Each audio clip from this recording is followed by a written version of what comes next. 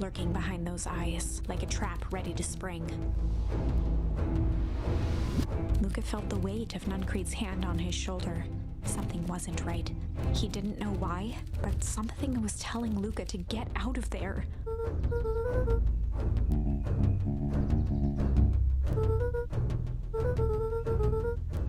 Luca twisted free of Nuncreed's grasp.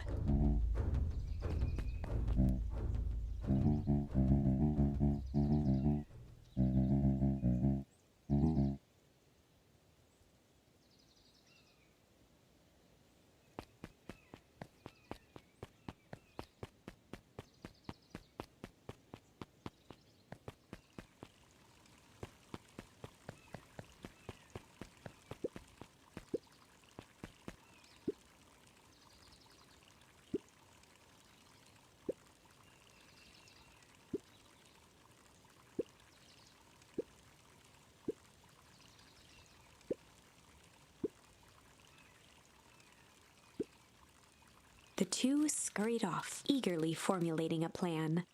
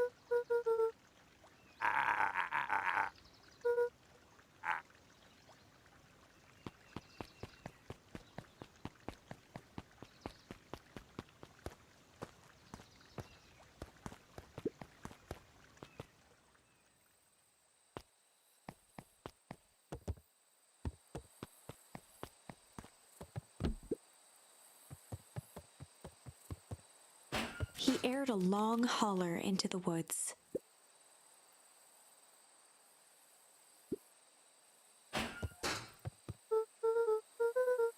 Luca felt his eyes getting heavy and plopped into the beanbag. He conceded to its lumpy embrace.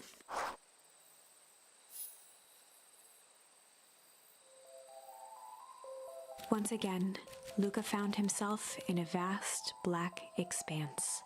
This time, he knew exactly where to go. He took a single confident step forward. The world flickered and pulsed. He found himself standing in front of the frigid air of a blazing campfire, the source. He plopped down cross-legged and gazed into the cold flame, waiting. Soon enough, the fire began to die out, popping sporadically, until all that was left was a single ember. Luca stood up and dusted himself off. He plucked the glowing ember from the cold ash, examined it, and slid it into his pocket. A keepsake. The voice of his father spoke behind him. "You made me proud, Buckaroo."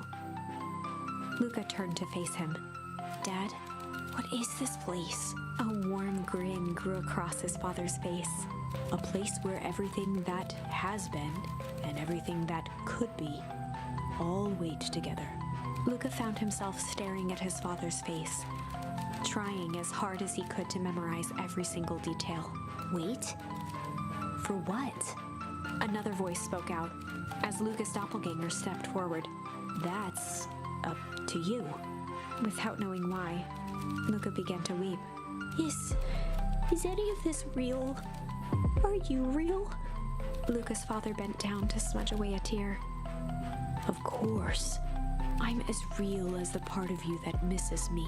Luca turned to look at the older version of himself. "And you?" The doppelganger choked back tears. "I'm as real as the part of you that's angry he's gone." Does that make sense? Through his tears, Luca laughed. I think so. His father pulled him in for an embrace.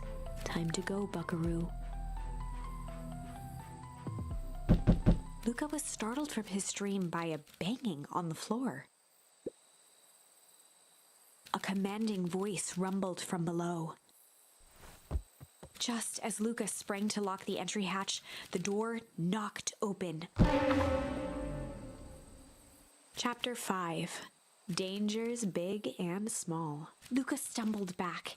He heard the rope ladder creak under significant weight. Keeping his eyes fixed on the hatch, he inched backward to the balcony. As his hand grasped the door handle, Luca froze. A large figure clumsily wriggled up through the hole.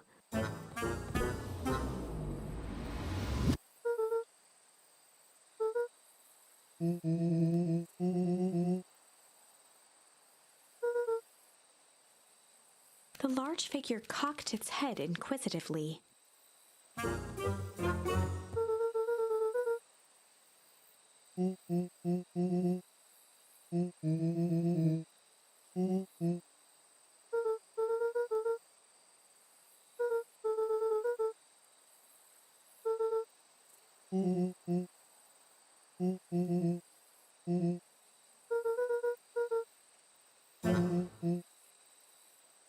Luca's jaw dropped. He peered more closely at the man standing in front of him. Something about him was undeniably Rollo, only bigger, older, changed.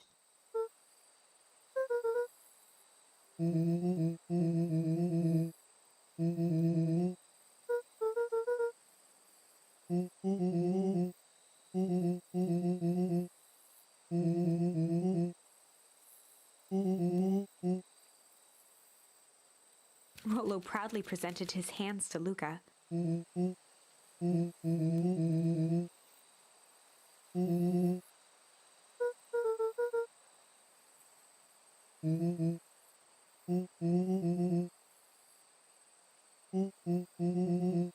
Luca moved to the side and pointed Rollo to his reflection in the balcony window.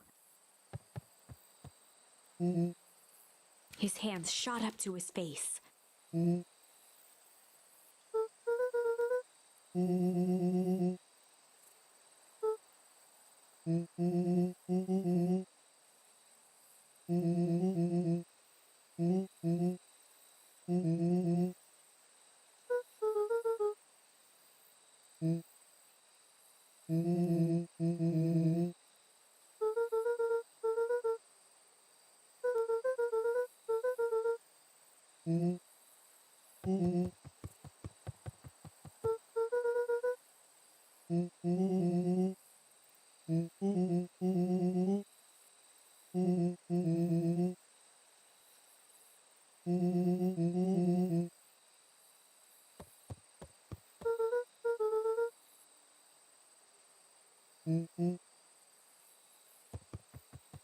Rollo shadowboxed a few jabs.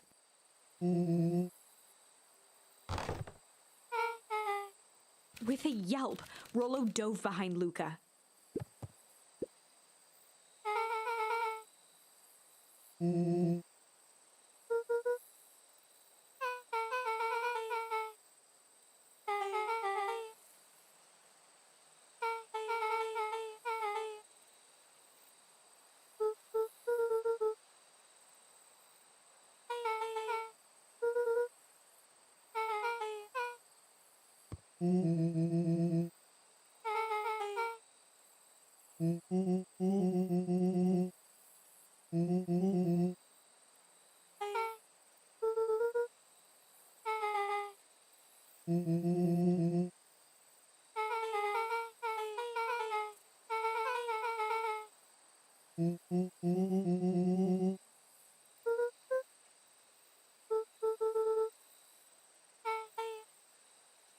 She shot a nervous glance at Rollo.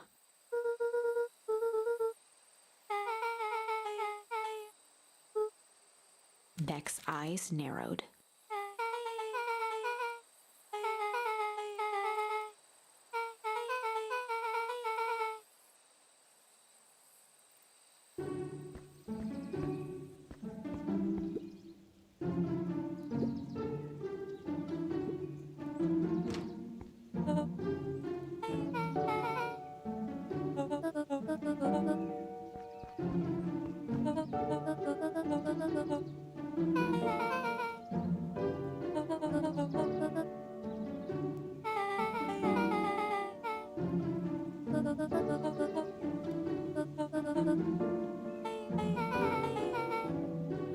tried to put on a smile.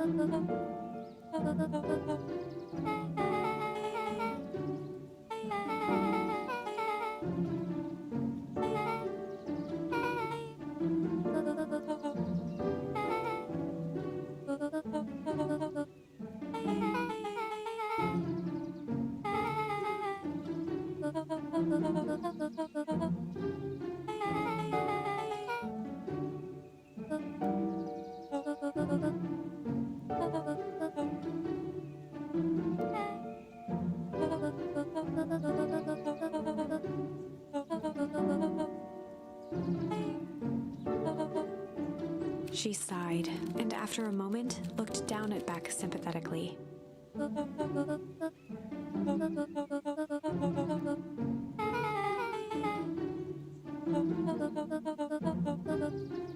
She flashed a sly grin and tousled Beck's hair.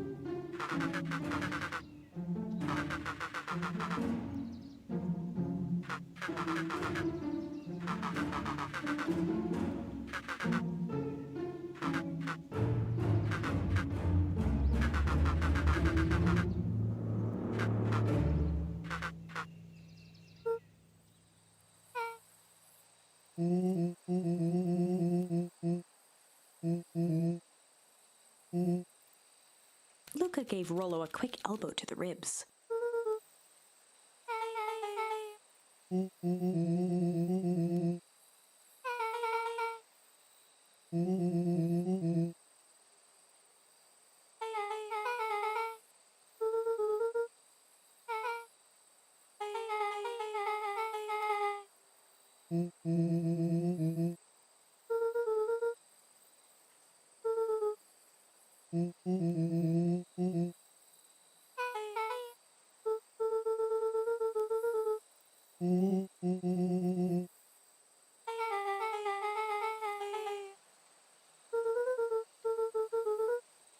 Beck flicked a large sheet of paper out of her pocket and slammed it on the floor.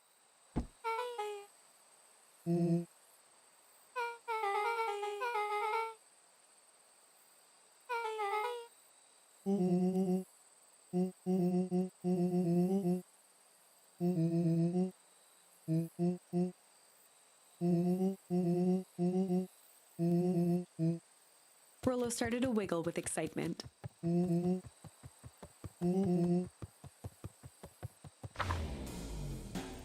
Chapter 6. The Heist. They spent the night's end huddled around that small map, formulating a plan to infiltrate the headquarters of Perennial Harvest. It would be no small feat.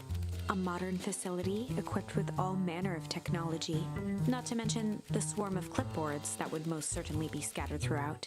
By the time the sun began to peek through the car window used as a makeshift balcony door, all were in agreement. This could just work. The final day before the festival would be used to prepare. They'd need to pool every resource at their disposal, pull every favor with a thread. Even enlist some unsavory characters around town with important tasks only they were suited for. Luckily, there was enough ill will and mistrust toward Perennial Harvest that alliances could be found at a bargain. Luca, Beck, and Rollo rubbed their eyes as they exited the treehouse. They hadn't slept at all that night. There was no time. The festival was to begin in one day, and they each had their assignments.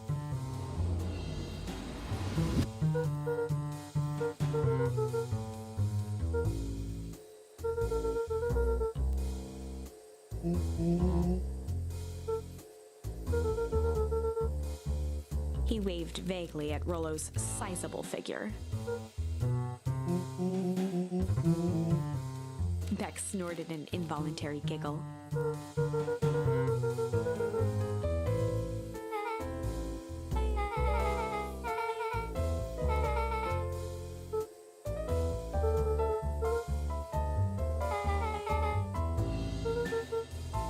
They each looked at each other with sleepy confidence.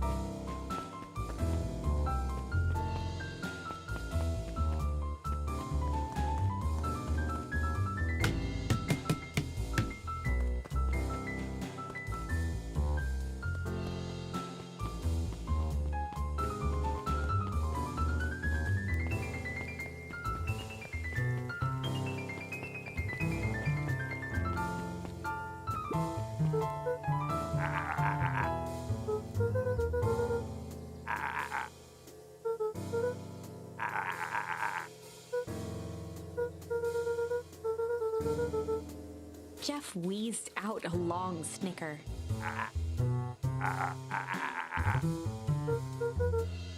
The joy in Jeff's face drained instantly.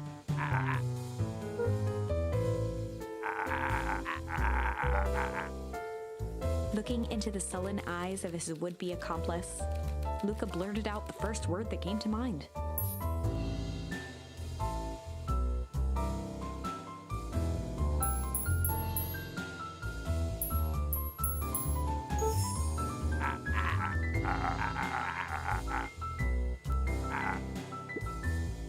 Luca wasn't ready to give up. He shouted out again.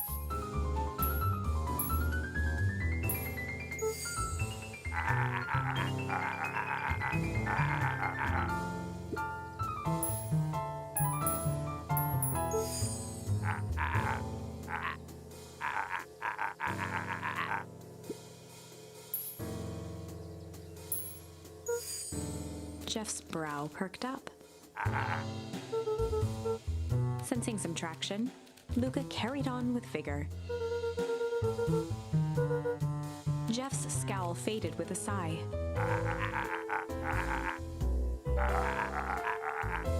One good stomp of the foot was all Jeff needed to drive his point home.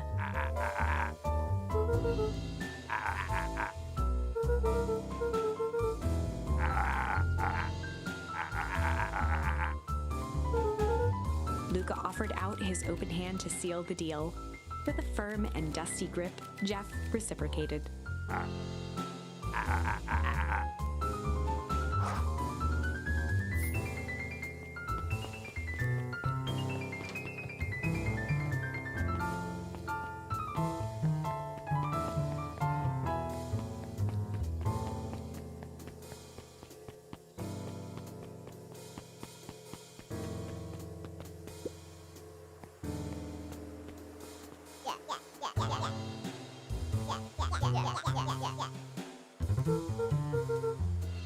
Iggy raised an eyebrow suspiciously.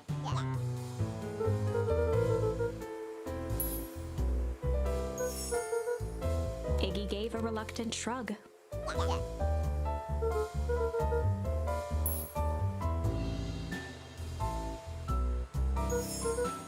Iggy considered the point.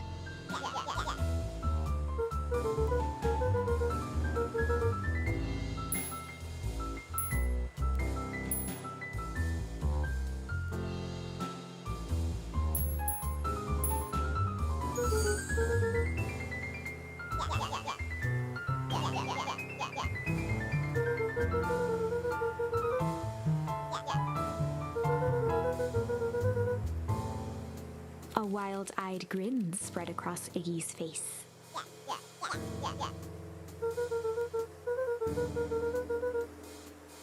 Iggy glanced over to Tish, who nodded in agreement. With a quick nod, Luca was off. Iggy gazed up at Tish with a smile. A single tear ran down Tish's cheek.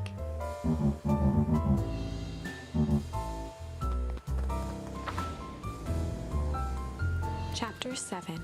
Into the Hive.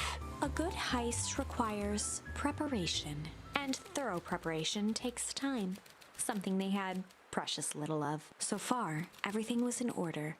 Jeff, Iggy, and Tish all agreed to do their part. Beck radioed Luca that night with a simple and covert message. "We're locked and loaded on my end." And Rollo, after a lengthy confession, managed to persuade Roxy and Fitz to help. He stowed away in mission control for the night to avoid attracting attention. Rollo, being uniquely suited for the role, would be the first to breach Perennial Harvest. The outfit provided by Jeff wasn't perfect, but a convincing disguise is 10% wardrobe, 90% confidence. Rollo took a few vigorous breaths and shook out his arms.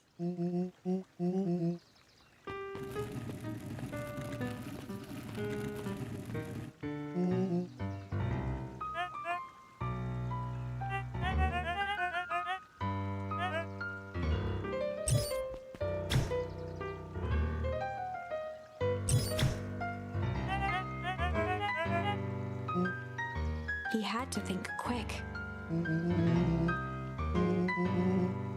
Rollo sighed, adjusting his tool belt.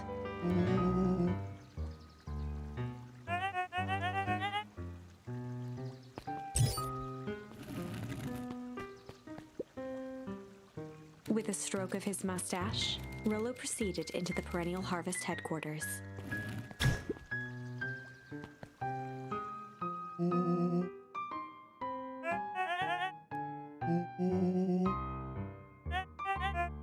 He stammered and flipped through the pages of his clipboard.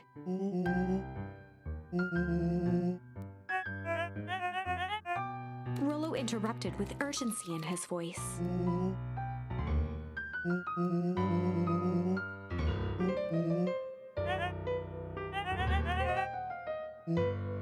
Rollo panicked.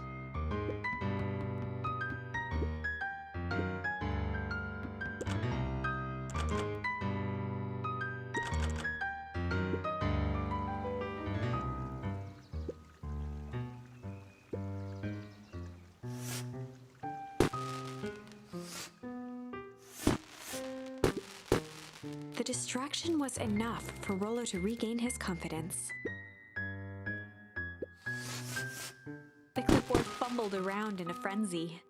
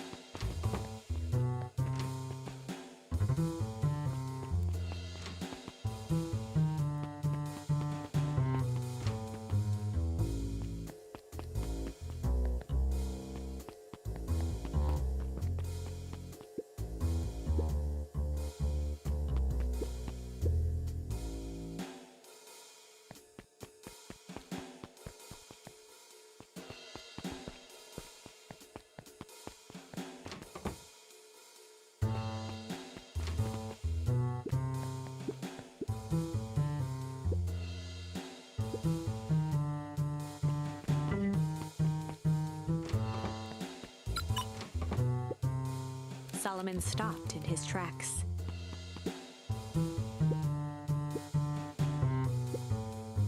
A veneer of confusion flashed across Solomon's face. His words rushed out dramatically.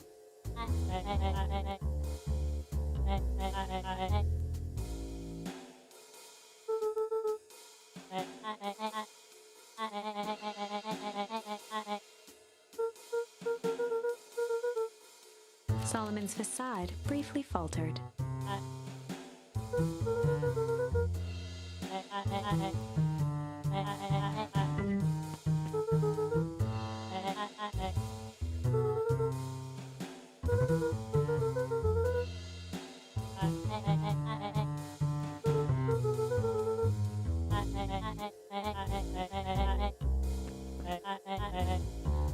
Luca happened to notice a plaque above the door.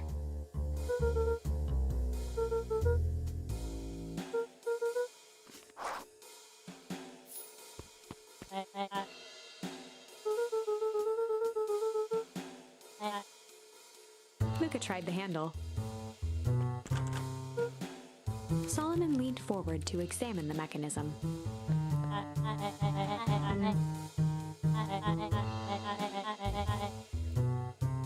Luca smiled and looked at his watch.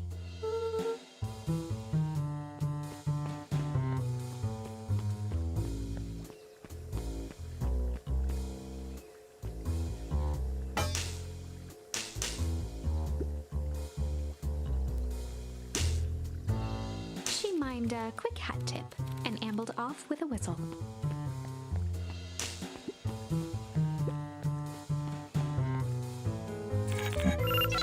The light on the keypad changed from red to green.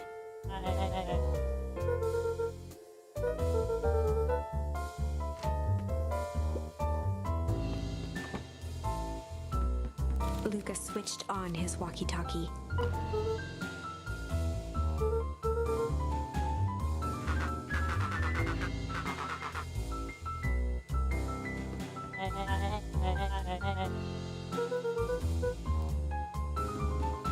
On the computer screen, a green cursor blinked in a password field. Luca pecked out his best guess: underground secrets. The screen blinked to life. Columns of green numbers glowed on a black background.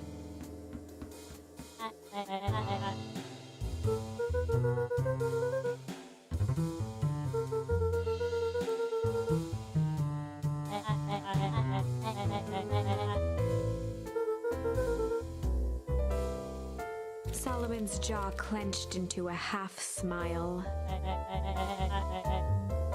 Luca quickly scanned the columns for number 24601.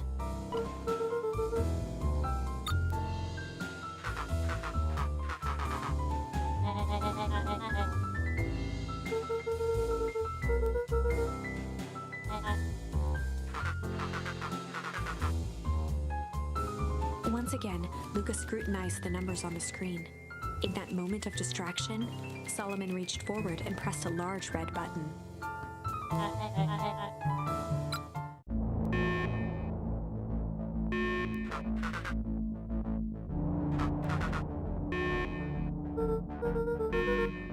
He quickly skimmed the screen with his finger.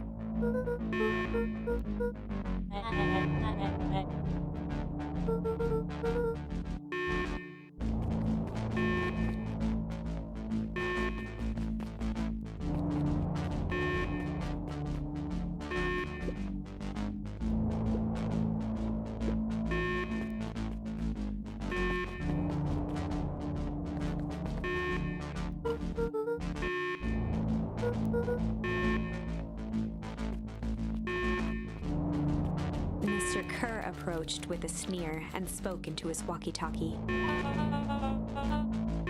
With self-satisfaction, he called into the hallway.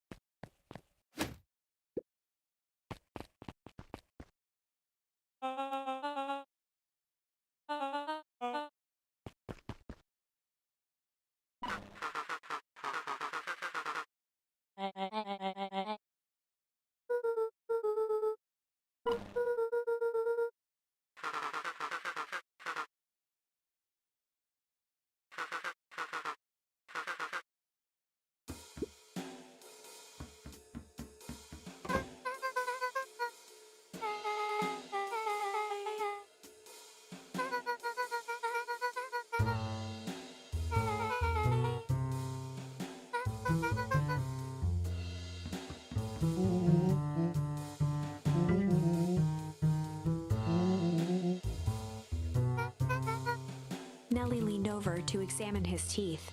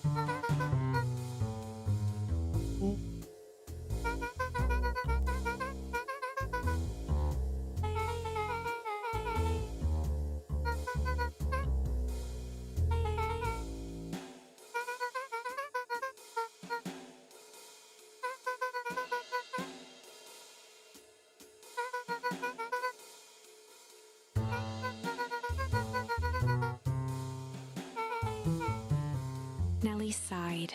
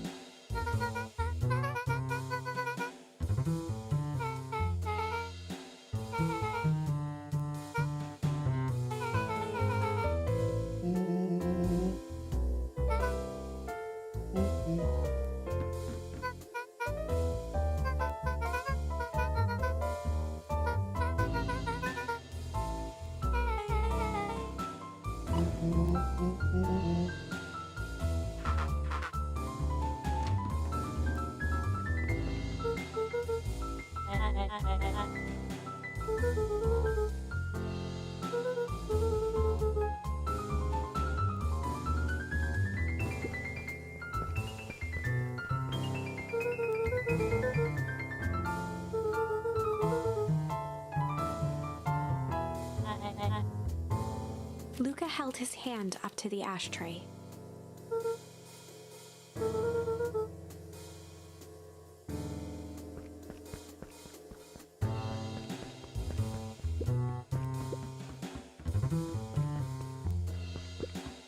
Luca tugged on each of the cabinets.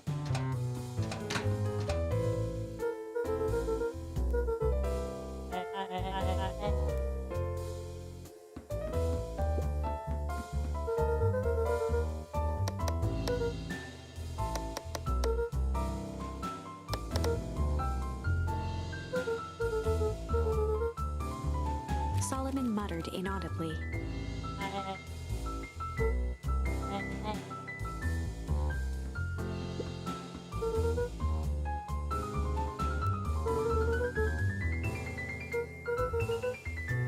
Solomon once again muttered under his breath.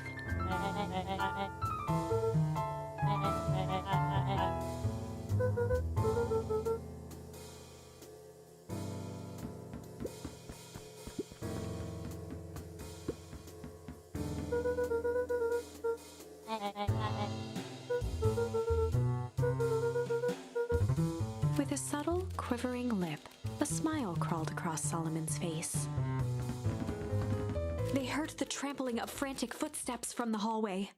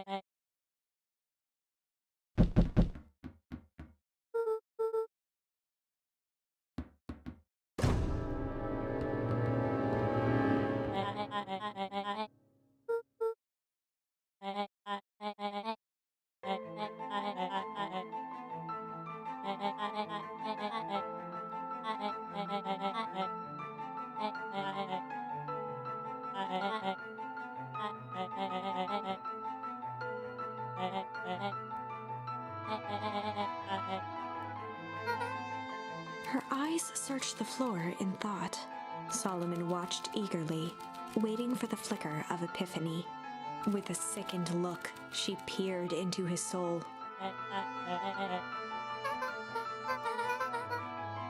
Solomon clapped with genuine delight.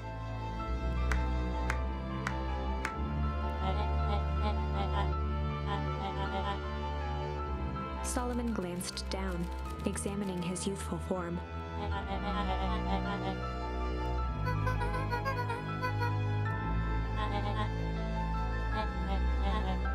Kerr presented it with a theatrical twirl of the hand.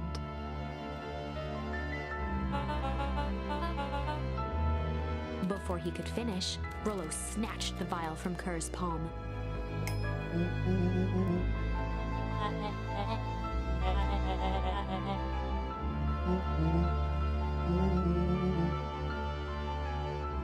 Rollo casually tossed the vial to Luca. Luca jiggled the vial mockingly.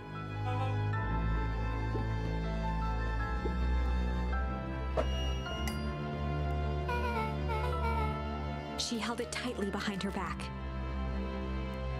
Solomon sighed, speaking in crisp, measured syllables.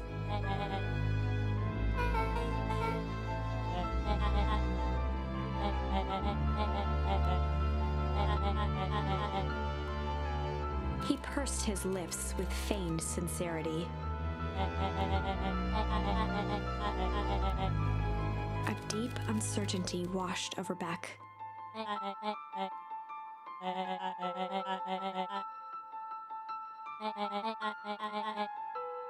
She looked to Nellie shakily. With a dispirited nod, Nellie sighed in defeat. Beck slowly approached Solomon.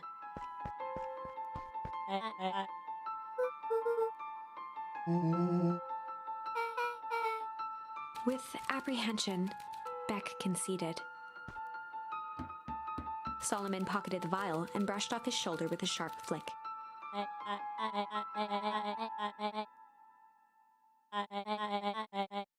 The blood drained from Kerr's face.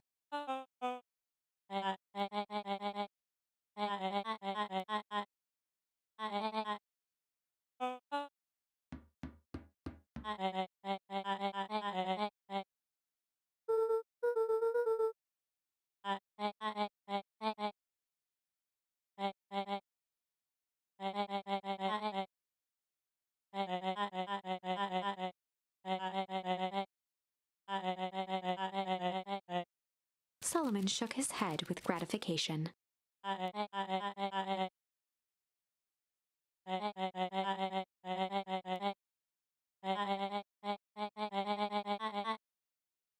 A muffled applause resonated faintly through the walls.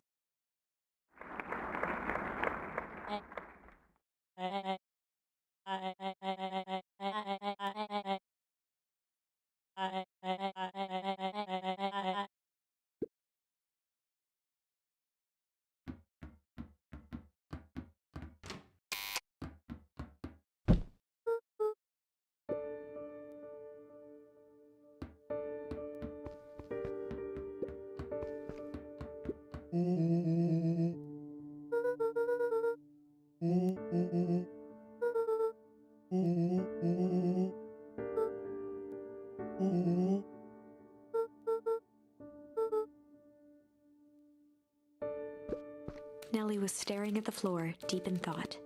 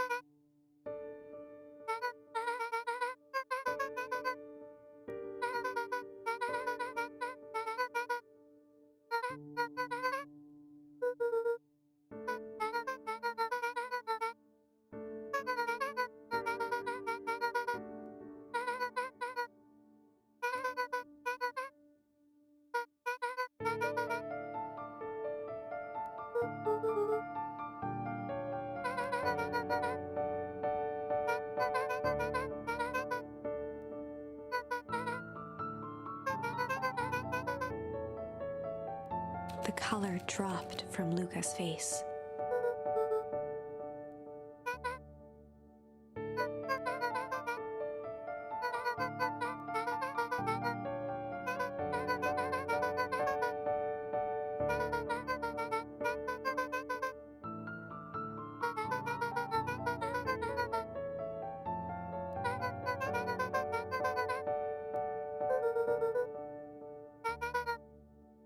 Luca was overwhelmed with emotion.